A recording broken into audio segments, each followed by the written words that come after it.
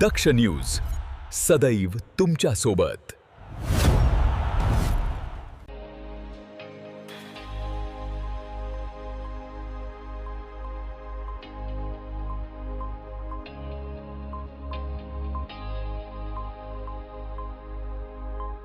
नाशिक महानगरपालिकेच्या महासभेत विविध विषयांवरील 5 महत्त्वाच्या समित्यांवर एकूण 45 सदस्यांची नियुक्ती करण्यात आली आहे।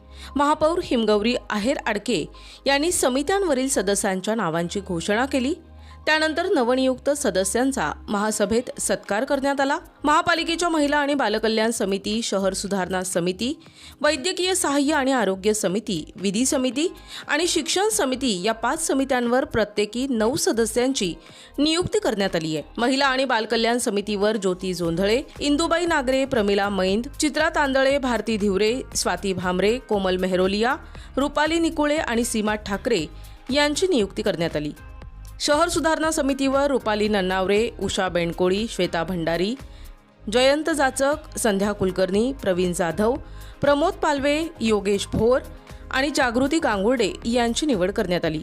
वैद्यकीय सहाय्य आणि आरोग्य समितीवर वाळू काकड, सविता काळे, राहुल शेलार, साधना मटाले, सतीश निकम, पूनम महाले, नितीन दातीर, वैशाली दळवी आणि डॉक्टर हेमलता पाटील यांची नियुक्ती करण्यात आली।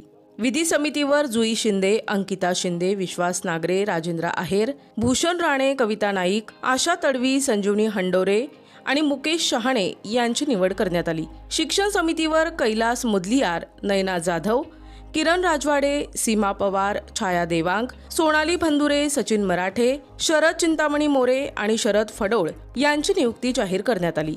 महासभेत समित्यांवरील सदस्यांच्या नियुक्तीची घोषणा होताच सर्व नवनियुक्त सदस्यांचे अभिनंदन करण्यात आले आणि त्यांचा सत्कार करण्यात आला।